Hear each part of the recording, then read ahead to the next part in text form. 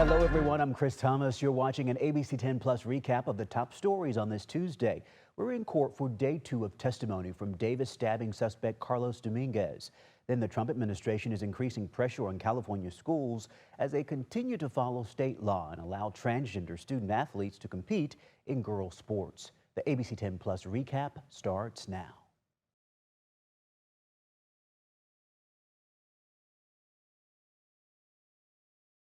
Tonight, the Trump administration is increasing its pressure on California schools as they continue to follow state law and allow transgender student athletes to compete in girls' sports. The Department of Justice is now threatening legal action against districts. ABC 10's Jeannie Nguyen joins us in studio with what those threats mean and also how State Department of Education is responding. Alex, in the last few hours, the State Department of Education sent a letter to school districts saying they would be responding to the DOJ on behalf of all districts in the state.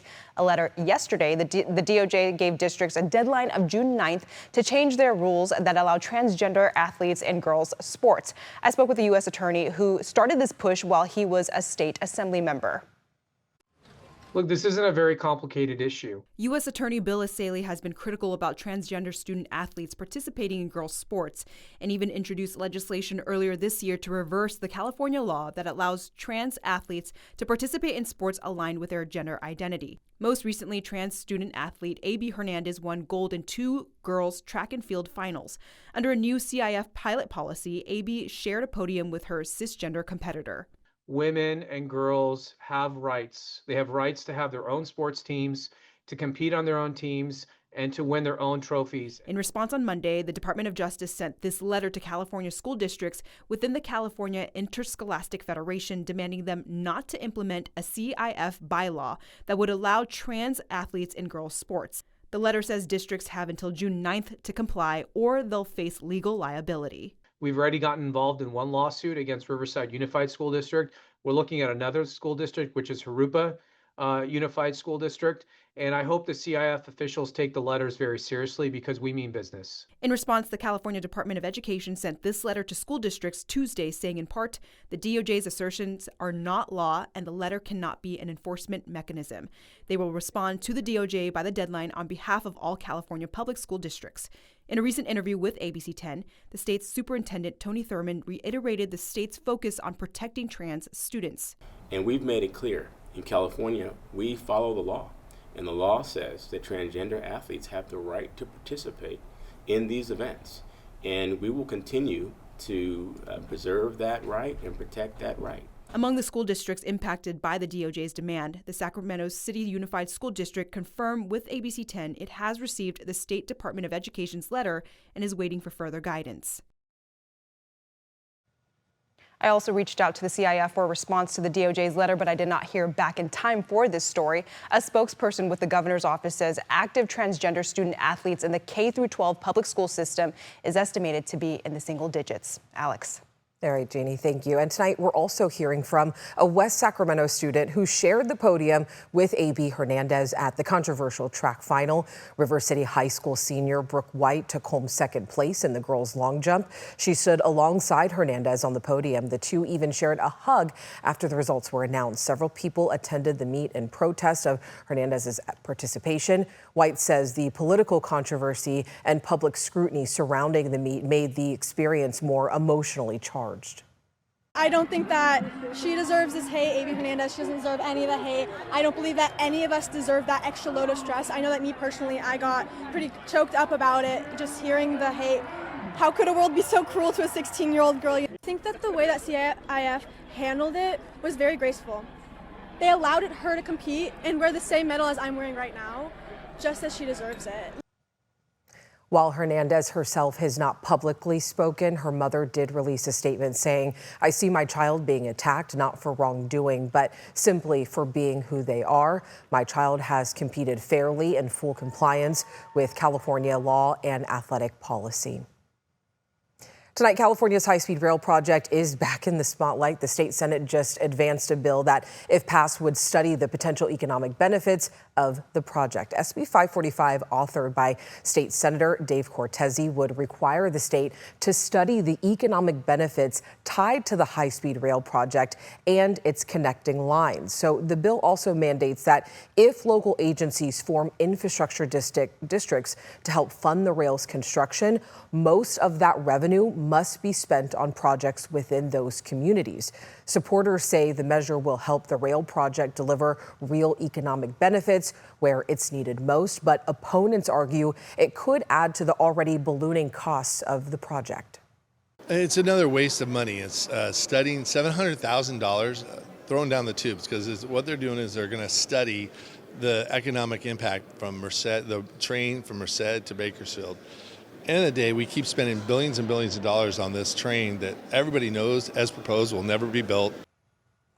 In a statement, Senator Dave Cortese says the bill sets the foundation for increasing commercial and residential development investment along the high-speed rail corridor to create jobs, desperately needed housing, attract businesses, and generate new revenue streams that will help fund a lot of things. That now heads to the Assembly for a vote.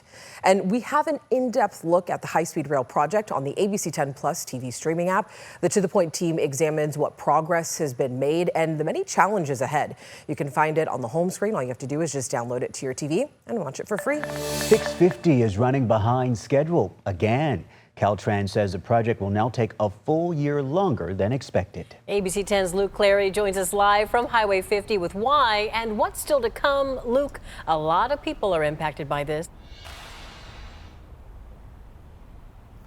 Yeah, well, Laura, Chris, I'm standing here on X Street between 27th and 28th, and as you can see, it's pretty slow going onto the on-ramp here onto Highway 50. This is one of the most heavily traveled stretches of road in the entire Sacramento area, and Caltrans has just pushed the finish line back once again. The Fix 50 project is behind schedule and over budget. Caltrans now expects to finish in July 2026, a full year later than originally planned. For drivers, it's frustrating, but not shocking. I would say I told you so, because they have been doing work, construction, barrels, you name it, detours, since I was probably in 8th grade. It's a long drive, always on 50, and a lot of people think it's very dangerous. Every time I get on it, there's chaos, there's confusion. They split the freeways, and you don't know if I'm supposed to be over here on the left, over here on the right. Caltrans says the delays began when crews began digging, discovering problems that weren't visible on paper. But as soon as the crews started working on the project, they were able to see that there were some areas that needed deeper fixes, that needed more time to work on them. The cost has also climbed from $483 million to more than $529 million. Funded mainly through SB1, the state's gas tax. Caltrans says most of the major work will be done this year. What's left in 2026? Landscaping, lighting, and a final touch-up. Just to make sure that everything is okay and that it looks beautiful, right? That's going to be the final part of the project. I guess it's going to be beautiful then. That'll be nice.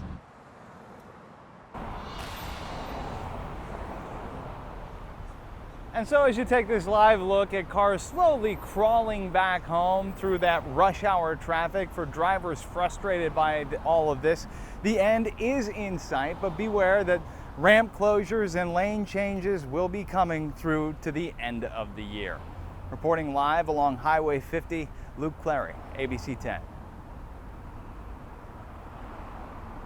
Yeah, a lot of important information, Luke. We also want to let our viewers know that Caltrans is urging drivers to leave an extra 30 minutes early to help deal with the backups from that ongoing work. Keep us posted on the progress. Luke, thank you. Well, it was a big day for the prosecution as they took the lead in questioning Carlos Dominguez in his own murder trial. The former UC Davis student is accused of stabbing 2 men to death and injuring a woman in a series of stabbings in 2023. ABC 10's Roxanne Elias is live at the Yolo County Courthouse. And Roxanne, it was an emotional day in court.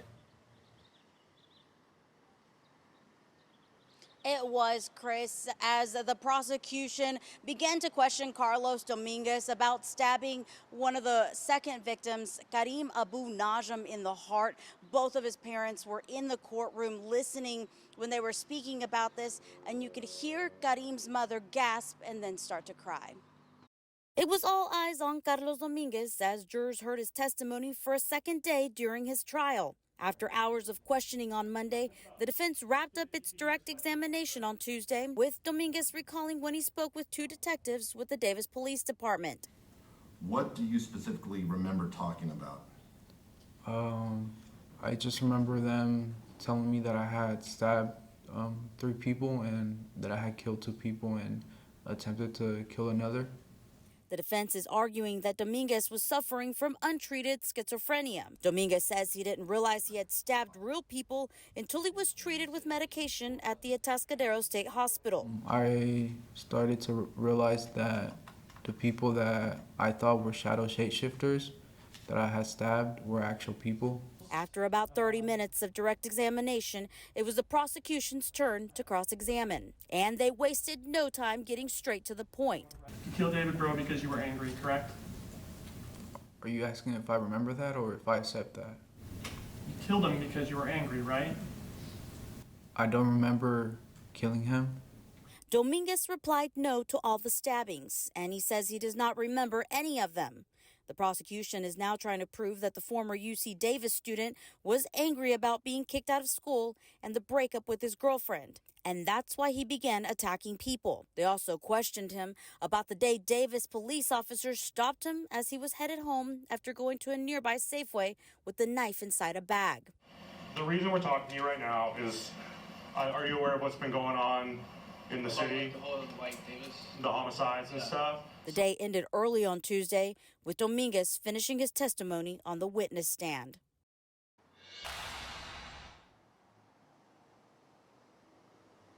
Now, both the families of David Bro and Karim Abu Najm have been sitting in the courtroom each day this week, attentively listening to what both sides had to say. Now, the trial does take a break tomorrow, but will start back up on Thursday at 9:30 in the morning. I'm live in Woodland. Roxanne Elias, ABC 10. Okay, Roxanne, we thank you for that. And keep in mind, you can watch more testimony on the ABC 10 Plus TV streaming app. You can also find more background on the case and previous testimony. The app is free to download on your TV. Neighbors in Sacramento's Land Park neighborhood are calling on city leaders to crack down on what they describe as dangerous and disruptive activity at the William Land Regional Park, They say street racing, unpermitted parties, and illegal vendors have taken over parts of the park, turning a once peaceful space into a weekend of hotspots for chaos. More than 300 people have signed an online petition calling for reduced speed limits, a stronger park ranger presence, and strict enforcement of rules that are already on the books. Weekends, holidays, and it is just packed with cars, double parking, triple parking, blocking the roadway, people speeding through, doing donuts, loud amplified music, DJs, which are not even allowed, alcohol consumption, which is also not allowed in the park. City officials say they are aware of the issue and have deployed a mobile surveillance trailer to the area. Neighbors say it is not enough, though. They are calling for more patrols, citations, and traffic calming measures before someone gets seriously hurt. Well, tonight there is growing Republican pushback on President Trump's big, beautiful bill. The president today criticized Senator Rand Paul, who argues the proposed cuts to the federal government do not go far enough. Perry Russum has the details tonight. President Trump today ramping up his attacks on Republican Senator Rand Paul, one of the holdouts opposing his big, beautiful budget bill. Trump accusing Paul of voting no on everything, saying the senator has very little understanding of the bill. I am for a lot of the bill, but I can't in good conscience give up every principle that I stand for and every principle that I was elected upon, and that's that we can't accumulate more debt. As the bill is currently constructed, it promises to slash federal spending by $1.5 trillion. At the same time, by some estimates, it adds $3.8 trillion to the national deficit over the next 10 years, with cuts to Medicaid and food assistance. Paul says the cuts do not go far enough, calling them wimpy and anemic. 3 or 4 of us are very concerned about the spending and the debt ceiling. The White House claims the bill will not add to the deficit. We are very confident in our own economic analyses of this bill. Trump has been working the phones, meeting with senators to rally their support. The bill's passage is key to enacting the president's agenda. There's probably 53 Republican senators who would like to see some changes. Whatever changes the Senate makes will then have to be approved in the House. According to the nonpartisan budget office, more than 8 million Americans are projected to lose Medicaid coverage. Senate Minority Leader Chuck Schumer calls the bill a cruel, cynical attack on Americans' health care. Senate Republicans can make jokes all they want that we're going to die anyway. But for many working class Americans, health care is the difference between life and death. Elon Musk, who is no longer a part of the administration, speaking out today against the bill. He says it will massively increase the deficit, saying it will burden Americans with crushingly unsustainable debt. He calls the bill a disgusting abomination. Perry Russum, ABC News, Washington. Perry, thank you. Let's bring in Chief Meteorologist Monica Woods now, because I know we've been tracking fires yesterday and today. How are conditions looking tonight? Right. I know you were watching the wind. Is it the same case tonight? Yeah, it really is. A little less than last night, but a little bit of wind goes a long way when we've got fire containment on board in the Woodland area. So this has been a fire that we've been tracking for the past several hours. At one point it was contained and then it jumped the lines a bit. That's due to the breezy conditions, which will continue into the early evening. Now tomorrow, a similar pattern. We pick up the heat during the middle of the day, but then those afternoon winds start to drive in some cooler air. Although we are looking at a warmer weekend, so those are going to be the top weather headlines we are tracking. Again, for the midweek forecast, we got a little bit of a breeze picking up that's going to help to alleviate some of the warmth that we've been building. So Thursday's our coolest day on tap. Then we hit those temperatures that are roughly about 5 to almost 10 degrees above average by the weekend. It has been 65 days since we've seen rain above 1/10 of an inch for Sacramento executive. Just keep that in mind as we continue to monitor some of these dry conditions and periods of these outbreaks of these grass fires throughout the valley. I wanted to show a cross comparison of what the soil moisture was looking like just about a month ago. And you can see some dryness certainly throughout the Central Valley. Now fast forward to where we are today. Look at the expansion of those dry conditions, particularly through the Central Valley, but now starting to expand towards the coast and up towards the northwest coast as well. So these are going to be the areas that become more vulnerable to some of those grass fires that have been breaking out. And in terms of temperatures, we certainly saw the heat kind of building in some of the dry fuel, drying out what we had with some moist ground. We hit those highs in the 100s Friday and Saturday. A little bit of relief on Sunday into Monday, but we're kind of hovering right around that 90-degree mark for the next several days. In terms of our temperatures, again, upper 80s to right around 90 through the valley, 70s along the coast for today, 80s in the foothills, and 70s up top for the Sierra. We've got the A's in action again for tonight. Nice home stretch that we've got on board here, taking on the Twins once again. 80s is where we start for that first pitch. We're wrapping things up in the 70s with those nice light southwest winds by later on tonight.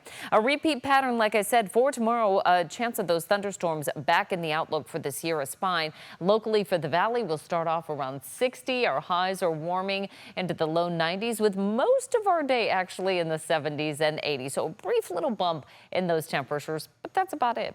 Now our future wind gusts, again, we are going to see those winds develop during the evening. That's what we're seeing for tonight. They back off a little bit heading into tomorrow's forecast, but they're right back with us for tomorrow evening. In fact, we pick up a bit more of those southwest winds for late tomorrow night. That leads us into the cooler weather pattern for Thursday. Periods of those thunderstorms will continue through the end of the work week forecast, and then it's all about that ridge of high pressure which builds in over the weekend, giving us back into the mid 90s. So Thursday's our cool day there. We've got a high in the upper 80s, and then we're in the mid 90s for Saturday and Sunday before we're back in the 80s next week. Wow, the toastiness continues, but the good news is that the early mornings are still quite cool, so a good chance to get any of that mowing and potentially, you know, fire sparking sort of activity done. That's a great point. Yeah. And get out and exercise too in the morning. Yeah, I like that. Sure. Yeah, okay, Monica, thank you.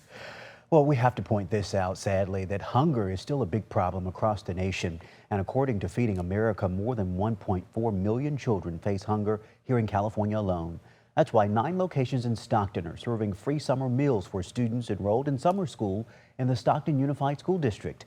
That's why school is out for summer and many children are looking for their next meal. We spoke to district leaders about the importance of making sure no child goes without. We want no one to go hungry. We want our community to feel that we're engaging them. We talk about it as whole child, whole family, whole community. And so we hope that they come and take advantage of this resource. Keep in mind, children don't have to be associated with the school district to get a meal. We have more information on our website, abc10.com. You can find a list of sites along with locations, dates, and times to get a free meal this summer.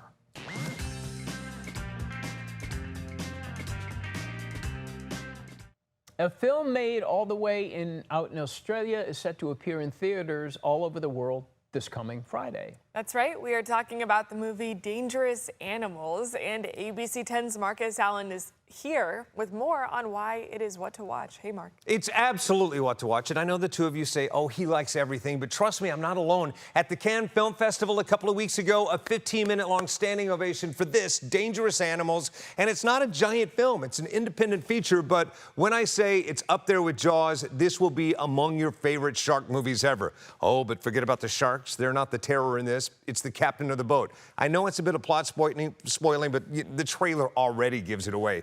Jai Courtney has played his share of bad guys. You know him from Divergent. I caught up with him to talk about being the bad guy, or not. And this guy in particular, I don't think he thinks he's the villain. He just thinks he's a fisherman. I'm so glad you said that, because that's how I approached him. You have to go in with some kind of sense of empathy and understanding, particularly when you're approaching a character that is capable of such atrocious things. I think the only way in is to try and find a way to believe that this crusade that he's on is totally truthful, because otherwise it's sort of a wash of evil, and that to me doesn't speak to reality. You know, I think we all have a capability to like bend our world into a space where, you know, we'll do things that might challenge someone else's morals, for instance. We will justify whatever we want. Exactly. And I think Tucker is like locked in a space where he feels like, you know, this is justified. He sees himself as one with the predator. He feels like he is, you know, an apex predator himself, and this is his little ecosystem, and it's up to him to like iron it out and make sure that balance is there within that kingdom. Tucker is that captain's name, and not since Sir Anthony Hopkins' Silence of the Lambs have I been terrified by someone in a movie as much. You love this movie? It's what to watch. It opens Thursday night on big screens. See it that way. How different? Take a look. It's a must-see show, right? Yeah, I left out. You need to see more about this, and so I have an extended look on the ABC 10 Plus app on Take a Look. That's it. How different or similar is Dangerous Animals to Jaws? The shark activity is very similar in some ways, and also, like that movie, you're not going to see a lot of like special effects. You're not going to see a lot of special effects in this movie, so it keeps the tension that way. Wow, the Jaws shark was named Bruce. Right, and you rarely saw it. It only occupied like 30 seconds a time. There was Saturday in Half Moon Bay, a 10-foot great white that chomped down on some dude's surfboard. So I still haven't gotten over when Jaws came out as a kid. It's like I'm always looking for that fin. News imitating life, imitating news, imitating art. It's like Victor Victoria. Man imitating a woman, am I right about that, imitating a man? That's a dated reference. It's not often we talk about drag when talking about sharks, but today is the day. My bad on that one. All right, thank you. Thanks for watching this ABC 10 Plus recap. We are here 24/7 on the free ABC 10 Plus TV streaming app. You can get your local news and weather anytime, anywhere. I'm Chris Thomas. We'll see you next time. We're in day 1 of a weather impact alert. Tracking a couple big weather impacts, including a red flag warning and big heat developing. Heavy rain continues. I hear it on the roof right now. We're already seeing the impact of the storm. We're planning for those changes. Triple-digit heat leading to cancellations and concerns. Stay fire ready. On Weather Impact Alert Days, stream extended coverage on ABC10 Plus. Our free ABC10 Plus TV streaming app has so much to offer. Get your news live and on demand 24/7 so you can watch the news when you want. There's breaking news, extended forecast, and so much more. We have everything you need to get through your day and ready for the weekend. We've got you covered on money-saving tips, travel, entertainment, and sports. Download the free ABC10 Plus app on your smart TV and popular streaming devices like Roku, Amazon Fire TV, and more. ABC10. We stand for you 24/7. Thanks for watching ABC10 Plus. And now that you're here, why don't we take a look around and see what else is here? The very first tile on your left is always going to be streaming 24/7. You can find us adjacent to that, breaking news if it's there. And then right next to that, a replay of the most recent newscast. Whether it's ABC10 Morning News at 5, 6, or beyond, it's going to be there. The forecast beyond that, and then right beyond that, the news that matters the most. Now that you know the basic tiles, let's go up to the top and take a deeper dive into news. We have every single newscast that you would need, including To the Point with Alex Bell, taking a deeper dive into the issues. Beyond that, ABC10 Morning News at 5 and 6 and 11, the evening shows as well. Below that, you can watch the top stories from To the Point. Under that, Dollars and Cents, where you can learn how to navigate this challenging economy. And below that, you can watch our award-winning ABC10 Special Investigations, where we hold the powerful accountable. Going into weather, look, it's the 10-day forecast, getting you ready for the weekend and beyond. Beyond that, sports. I know you care about the Sacramento Kings. We have the most comprehensive guide to anything, everything Kings in the locker room and on the court. We have it. Below that, I know you care about the San Francisco 49ers. Backing out again, come up to the top and join me on Verify. I'm super excited about this. Our experts are checking the facts, verifying the truth for you. Jump up now to shows. Very excited about this. Oh, look. It's Take a Look. This is my show. I love movies, and if you love movies or streaming shows, whether it's on screens this big, or this big, it's Take a Look. Recently went behind the scenes, sat down with Lady Gaga and Joaquin Phoenix to talk about Joker 2. I love the movie, and oh, I just heard you shout you hate the movie. Jump in, we talk about it on this show. Other shows, Bartell's Backroads, go up and down the state of California, tank of gas getaways, one fuel cell getaway, like places like the Toy Museum. This is what kids did before they had screens. Over here, the Moaning Caverns of Calaveras County, one of the most coveted caves in all of California. You know, watching this show, I discovered there's a cave that could fit the entire Statue of Liberty in your own backyard. You'll find about that and more with Bartell's Backroads. Down below that, To the Point. It is one of my favorite newscasts because they talk about news with Alex Bell the way you talk about news. It's conversational, but in-depth at the same time. Below that, Your California Life. Love this show. Whether it's entertainment, food, beverage, lifestyle, it's there. Desiree Shepherd hosts and does an amazing job. So there you have it. It's ABC10 Plus, the app. What do you need? We heard you and we got it. Thanks for watching. Thanks for streaming.